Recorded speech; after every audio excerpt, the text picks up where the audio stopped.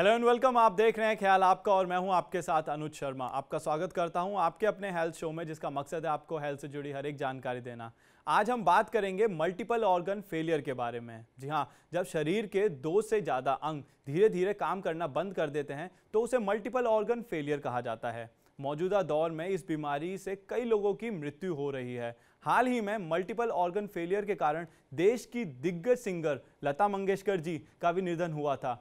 इसीलिए आज इस चर्चा में और आज इस एपिसोड में हम जानेंगे कि मल्टीपल ऑर्गन फेलियर क्या है और कैसे शरीर के 2 अंग एक साथ काम करना बंद कर देते हैं। आज इसी विषय पर चर्चा करने के लिए हमारे साथ जुड़े हैं consultant critical care Reliance hospital से डॉक्टर भारत जग्यासी। डॉक्टर भारत, आपका बहुत बहुत स्वागत है हमारे शो में।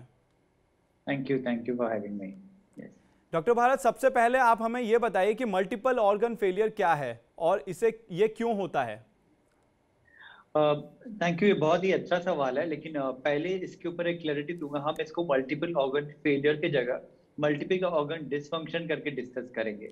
रीजन बीइंग इज, जब हम मल्टीपल ऑर्गन फेलियर बोलते हैं तो वो इरिवर्सिबल कंडीशन हो जाती है, और उसमें जैसे आपने बोला लता मंगेशकर दीदी का डेथ हुआ था, तो वो इरिवर्सिबल कंडीशन है, फेल हो गए। तो हम जब प्रिवेंटिव की बात करते हैं तो उसमें मल्टीपल ऑर्गन डिसफंक्शन डिसफंक्शन मतलब वो कुछ हद तक फंक्शन नहीं कर रहे, खराब फंक्शन कर रहे हैं, हमको उनको रिकवर करवाना है, उनको ट्रीट करना है। तो मल्टीपल ऑर्गन फेलियर या तो मल्टीपल ऑर्गन डिसफंक्शन, ये जब बॉडी के मेजर ऑर्गन्स हैं जैसे brain, heart, lungs, liver, kidney, ये मेजर ऑर्गन्स कहे जाते हैं। इनमें से 2 या ज्यादा से ऑर्गन फेल होते हैं या डिसफंक्शन में जाते हैं तो उसको हम मल्टीपल ऑर्गन फेलियर या डिसफंक्शन कहते हैं। ओके डॉक्टर, इसके लक्षण क्या होते हैं और ये लक्षण कब दिखाई देते हैं? मल्टीपल ऑर्गन डिसफंक्शन या मल्टीपल ऑर्गन फेलियर ये खुद से एक बीमारी नहीं है, ये बीमारियों के कॉम्प्लिकेशंस है। तो सपोजिटली मोस्ट कॉमन कॉजेज जो है, जो मोस्ट कॉमन रीजंस हैं, ट्रॉमा हुआ, जैसे रोड ट्रैफिक एक्सीडेंट हुआ, या और किसी चीज का ट्रॉमा हुआ जिसमें बहुत ज्यादा ब्लड लॉस रहता है, या तो बॉडी में इन्फेक्शन फैल गया, वो इन्फेक्शन बहुत जगहों पे फैल जाता है। जैसे कोविड में बहुत पेशेंट्स को कोविड हो गया था, तो इन्फेक्शन, लंग ऑलरेडी एक मेजर ऑर्गन इन्वॉल्व था, इन्फेक्शन की वजह से या और किसी चीज की वजह से किडनी इन्वॉल्व हो रही थी। तो इसके डिफरेंट डिफरेंट रीजंस रहते हैं जिसकी वजह से इन्वॉल्व है। खुद से एक बीमारी नहीं है, this is a complication of major बीमारी है। ओके डॉक्टर भारत, जो भी अभी आपने बताया मल्टीपल ऑर्गन डिसफंक्शन जिसके बारे में हम बात कर रहे हैं, इससे शरीर के कौन से पार्ट सबसे ज्यादा प्रभावित होते हैं? जैसे मेजर ऑर्गन्स हैं, लंग्स हैं, ब्रेन है, लिवर है, किडनी है, ये शरीर के मेजर, हार्ट है। तो मेजरली आप देखोगे तो first one to get injured is kidney, अगर कोई और बीमारी है तो। फिर धीरे धीरे लंग्स पे आता है, हार्ट पे आता है, लोगों का प्रेशर कम हो जाता है। कोविड में सबसे पहले लंग्स इन्वॉल्व हो रहे थे, उसके बाद में किडनी इन्वॉल्व हो रही थी, तो ये मल्टीपल ऑर्गन डिसफंक्शन हो रहा था और उसकी वजह से डेथ हो रही थी। तो अलग अलग बीमारियों के अलग अलग कारण होते हैं, लेकिन जो मोस्ट वनरेबल या फ्रेजाइल ऑर्गन बोलेंगे तो किडनी नंबर 1 है जो पहले इफेक्ट होती है। लेकिन कोई बीमारी चालू ही लंग से होती है तो ऑब्वियसली उसमें लंग इफेक्ट होगी, कोई बीमारी चालू ही लिवर से होती है तो उसमें लिवर पहले इफेक्ट होगी। ओके डॉक्टर, मेरा अगला सवाल आपसे यह है, शरीर के अंग एक साथ फेल होने का कारण क्या होता है, क्योंकि ये बहुत ही बड़ी बात है। तो जैसे मैकेनिज्म इसकी सेम है, बीमारी कुछ भी हो, सपोज ट्रॉमा से हुए या तो इन्फेक्शन से हुए या कोविड से हुए या और किसी रीजन से हुए, लेकिन मैकेनिज्म एक ही है। मतलब 4-5 हाइपोथेसिस हैं जो बोले गए हैं। तो एक माना जाता है कि जब हमारा ब्लड प्रेशर कम हो जाता है फॉर सम रीजन, तो ब्लड प्रेशर कम हो गया तो ब्लड मेजर ऑर्गन्स पे इजीली सप्लाई नहीं होता है, मेजर ऑर्गन्स को ब्लड इजीली सप्लाई नहीं होता तो उनमें इंजरी होती है, इंजरी होने के बाद में डिसफंक्शन होता है, बाद में वो फेल होते हैं, वो एक हाइपोथेसिस है। दूसरा हाइपोथेसिस है, अगर बॉडी की इम्यूनिटी कम हो जाती है फॉर सम रीजन तो इन्फेक्शन हो जाता है, तो ग्राम नेगेटिव जो बैक्टीरिया रहता है वो एंडोटॉक्सिन रिलीज करता है, वो टॉक्सिन है वो मल्टीपल ऑर्गन्स को डैमेज करता है। एक दूसरा हाइपोथेसिस माना जाता है कि कोएगुलोपैथी होती है, मतलब छोटे छोटे क्लॉट्स बनने चालू हो जाते हैं, तो जो कैपिलरीज रहते हैं वो ब्लॉक होते हैं और मल्टीपल ऑर्गन, तो इससे वेरियस हाइपोथेसिस हैं जो बॉडी में प्ले करता है जनरली। जैसे मल्टीपल ऑर्गन होने के लिए मतलब एक जगह नहीं प्रॉब्लम होना चाहिए, there should be a mechanism जो जनरलाइज बॉडी को इफेक्ट करती है। तो these are the various mechanism. Okay doctor, ये होने का कारण किन लोगों को ज्यादा रहता है? ये होने का कारण, अगर आपकी एज ओल्ड है, एल्डरलीज हो, 65 एंड अबव, आपको ऑलरेडी कोमोर्बिड कंडीशंस हैं, अनकंट्रोल्ड डायबिटीज, या पहले से कोई अलग पीड़ा है जैसे ऑटो इम्यून डिजीज है या कैंसर के पेशेंट हैं, तो ये पेशेंट हाई रिस्क रहते हैं। इनके ऑर्गन्स ऑलरेडी सफर्ड हैं, ऑलरेडी कंपनसेटेड है, मतलब एक ऑर्गन ऑलरेडी जितनी उसकी कैपेसिटी उससे ज्यादा काम कर रहा है। तो इनको थोड़ा सा भी कुछ हो गया, छोटा सा फीवर आ गया, ये हो गया, तो वो मल्टी ऑर्गन डिस्फंक्शन की तरफ जल्दी चले जाते हैं ऐसे पेशेंट्स। डॉक्टर, जैसे कि अभी आपने बताया उन लोगों के बारे में बात की, तो वो लोग अपना बचाव कैसे कर सकते हैं? उन लोग का बचाव ऐसे, जैसे मैंने आपको बताया कि मल्टी ऑर्गन डिस्फंक्शन खुद से एक बीमारी नहीं है, इट्स अ कॉम्प्लिकेशन, कोई बीमारी हुई उससे है। तो आपको जो भी हाई रिस्क पेशेंट्स हैं, जैसे ओल्ड एज है या तो ऑलरेडी कोई बीमारी है, उनको कुछ भी होता है तो they should consult doctor as soon as possible. वो नॉर्मल लोगों की तरह बिहेव नहीं करेंगे, 2 दिन चलेगा, तो they have to be more cautious. तो ज्यादा ध्यान देना है कि कुछ भी हो जाए तो you consult your doctor immediately. और जैसे ही उनको सांस लेने में तकलीफ है या चक्कर आ रहे हैं, जो बीपी कम के साइंस हैं, इमीडिएटली हॉस्पिटल जाना चाहिए and get yourself treated. Okay doctor Bharat, ये जो बीमारी है मल्टीपल ऑर्गन डिसफंक्शन, इसका इलाज संभव है और कैसे किया जाता है?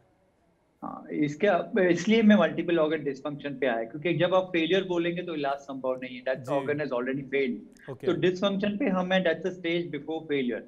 तो यहाँ पे इलाज है। इलाज ऐसा है, पहले तो ऑब्वियसली ये प्राइमरी डिजीज के वजह से हुआ है, तो आपको प्राइमरी डिजीज करेक्ट करनी है। अगर ट्रॉमा हुआ है, इन्फेक्शन हुआ है, हार्ट फेलियर हुआ है, तो वो प्राइमरी डिजीज नंबर 1 करेक्शन है।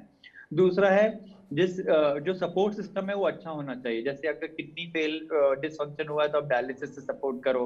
अगर ब्लड प्रेशर नीचे गया है, heart is not able to pump properly, तो एक आइनोट्रोप्स करके दवाई आती है, वेजोप्रेसिस करके दवाई आती है, जिससे हम बीपी ऊपर लेते हैं पेशेंट का। अगर पेशेंट को सांस लेने में तकलीफ है तो पेशेंट वेंटिलेटर पे जाएगा। And we support those organ जब तक वो प्राइमरी बीमारी रिवर्स हो और ऑर्गन्स अपने जगह पे वापस आ जाएं। एंड धीरे धीरे हम वो सपोर्ट कम करते हैं, वीन ऑफ करते हैं और वो सपोर्ट से बाहर निकालते हैं पेशेंट्स को। ओके डॉक्टर, वो कौन सी स्थिति है जिसमें व्यक्ति को वेंटिलेटर की आवश्यकता पड़ती है? तो वेंटिलेटर पे रीजन जाने के अलग अलग हैं। तो मोस्ट कॉमनली जो मल्टीपल ऑर्गन डिसफंक्शन में बोलते हैं, वो बॉडी में किडनी जैसे फेल होती है। किडनी का एक कॉमन रीजन है, किडनी एसिड बॉडी की बाहर फेंकती है। तो जब किडनी का डिसफंक्शन चालू हो जाता है तो बॉडी में एसिड की मात्रा ज्यादा हो जाती है, because kidney is not able to function up to date. तो एसिड मात्रा ज्यादा हो जाएगी तो पेशेंट को सांस लेने में तकलीफ ज्यादा हो जाती है, पेशेंट फास्ट फास्ट सांस लेते हैं। वो एक रीजन है कि पेशेंट को वेंटिलेटर पे डालना पड़ता है। कभी कभी लंग प्राइमरी अफेक्ट होते हैं। एक मल्टीपल ऑर्गन डिसफंक्शन का एक नाम है acute respiratory distress syndrome, ARDS, जो कोविड पेशेंट में हो रहा था। तो लंग की ऑक्सीजन रिक्वायरमेंट ज्यादा हो जाती है, वो कंडीशन में हमको पेशेंट को वेंटिलेटर पे डालना पड़ता है। तो ये 2 कॉमन रीजन हैं जिसकी वजह से पेशेंट वेंटिलेटर पे जाता है। डॉक्टर, मेरा अगला सवाल आपसे यह है, इसमें बचने की संभावना कितनी होती है और इनमें कितने समय तक इस बीमारी से लड़ने की शक्ति होती है? कितने समय तक ये लड़ सकते हैं या जी सकते हैं इस बीमारी से? मल्टीपल ऑर्गन डिसफंक्शन जैसे खुद से बीमारी नहीं, इट्स अ कॉम्प्लिकेशन। तो इनिशियल स्टेज अगर कॉम्प्लिकेशन कोई भी बीमारी के वजह से अगर मल्टीपल ऑर्गन डिसफंक्शन हुआ है तो मोर्टेलिटी रेट बहुत हाई है, अराउंड 40 to 50% मोर्टेलिटी रेट है। अगर और एक ऑर्गन ऐड किया जाए मल्टीपल ऑर्गन डिसफंक्शन में तो मोर्टेलिटी रेट ऑलमोस्ट 70 to 90% हो जाती है। दैट इज वो फेज में जब वो बीमारी चल रही है, मतलब वो आईसीयू में पेशेंट है, मल्टीपल ऑर्गन डिसफंक्शन है, तो 50% पेशेंट बचेंगे, 50% नहीं बचेंगे। लेकिन वंस आपने वो बीमारी ठीक कर ली, आपने अगर वो 50% पेशेंट जो बच गए with the good support and with the good treatment around, तो लॉन्ग टर्म कॉम्प्लिकेशंस नहीं है। अगर उनकी बीमारी रिवर्सिबल है तो long term they do well. अगर आप उनका 2 years ऑफ प्रोग्नोसिस देखोगे तो 90% of the patient survive. Okay doctor, इससे पीड़ित लोगों को अपना ध्यान कैसे रखना चाहिए? इससे पीड़ित लोग आईसीयू में ही रहेंगे। जैसे बीमारी है, आईसीयू की बीमारी है, तो ऑब्वियसली उनका ध्यान डॉक्टर्स ही रखेंगे, क्रिटिकल केयर ही रखेगा। ओनली थिंग इज कि you have to choose the right critical care, जिसमें सब स्पेशलिटीज अवेलेबल है, ऑर्गन सपोर्ट अच्छा अवेलेबल है, और वहाँ पे वो डॉक्टर्स का काम है उनको रिवर्स करना, उनको सपोर्ट करना। डॉक्टर, इस जो ये बीमारी है, पूरे साल में आपके पास कितने इसके पेशेंट आते हैं और क्या मतलब कौन से ऑर्गन के साथ वो आते हैं, डिसीज के साथ आते हैं? ये जैसे भी आज के डेट में देखोगे तो बहुत ही अच्छी सुविधाएं अवेलेबल है। तो आईसीयू में अराउंड 50% ऑफ द पेशेंट्स ये बीमारी से रहते हैं, बिकॉज ये कॉम्प्लिकेशन है। तो आईसीयू में कोई भी पेशेंट अगर आया है तो किसी भी रीजन की वजह से कॉम्प्लिकेट होके आया है। तो यूजुअली 50% ऑफ द पेशेंट्स जो आईसीयू में रहते हैं उनको 1 or 2 ऑर्गन्स इन्वॉल्व रहते ही है। तो एक मेरे आईसीयू की कैपेसिटी अराउंड अगर 100 बेड है तो 50 बेड में पेशेंट्स को मल्टीपल ऑर्गन डिसफंक्शन है। एंड स्लोली उसके भी लेवल्स रहते हैं, माइल्ड, मॉडरेट, सीवियर। तो हम ऑर्गन सपोर्ट के हिसाब से डिसाइड करते हैं एंड आज के डेट में with the good support around they do well. Okay doctor, चलते चलते आप हमारे दर्शकों को क्या सजेशन देना चाहेंगे या क्या एडवाइस देना चाहेंगे? सजेशन यही रहेगा कि हेल्थ को कभी भी आप निगलेक्ट मत कीजिए, रेगुलर बेसिस पे चेकअप्स करवाते रहिए। अगर किसी बीमारी को रेगुलर फॉलोअप जरूरत है तो फॉलोअप लेते रहिए। ये यूजुअली तब होते हैं, आप एक्सट्रीम स्टेज पे डिस्फंक्शन पे तब पहुंचते हो जब आपने अर्ली साइंस आपके ध्यान नहीं दिए। तो always it's very important, early signs को आप नोटिस कीजिए जो भी अलग अलग बीमारी के हैं, और अपने डॉक्टर के रेगुलर संपर्क में रहिए सो डेट आप वो स्टेज पे ना पहुंचो जहाँ पे चीजें इरिवर्सिबल हो। डॉक्टर भरत, आपका बहुत बहुत शुक्रिया हमारे तमाम सवालों के जवाब देने के लिए और हमें ज्वाइन करने के लिए। Thank you so much. Thank you very much, thanks a lot. आज डॉक्टर ने हमें बताया कि शरीर के 2 से ज़्यादा अंग धीरे धीरे काम करना बंद करने की क्या वजह होती है और ये किन लोगों को हो सकता है। इसलिए ऐसे लोग डॉक्टर द्वारा बताई गई बातों को विशेष ध्यान रखें। अब हमें दीजिए इजाज़त, हम कल फिर हाजिर होंगे एक नए गेस्ट के साथ और एक नए शो के साथ। तब तक अपना और अपनों का ध्यान रखें। चलते चलते हम आपको बताना चाहते हैं TV9 डिजिटल के न्यू इनिशिएटिव TV9 वैन के बारे में। आखिर क्या है ये न्यू इनिशिएटिव, देखते हैं इस छोटी सी वीडियो में। Today, doctors are busier than ever providing care and advice to patients.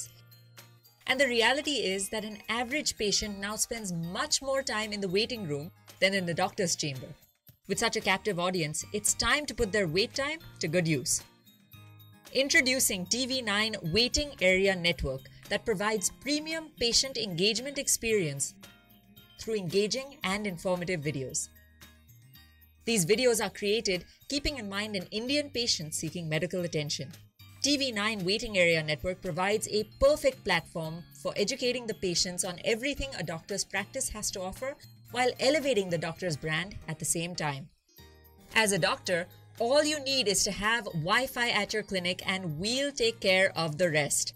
We provide you with a TV, a media player, your clinic profile, and a playlist customized as per your practice. Combine all this with the regular news updates from TV9 and you have an awesome branding and marketing tool for your clinic. Write to us at van@tv9.com and we'll get in touch with you to set up our solution at your premises.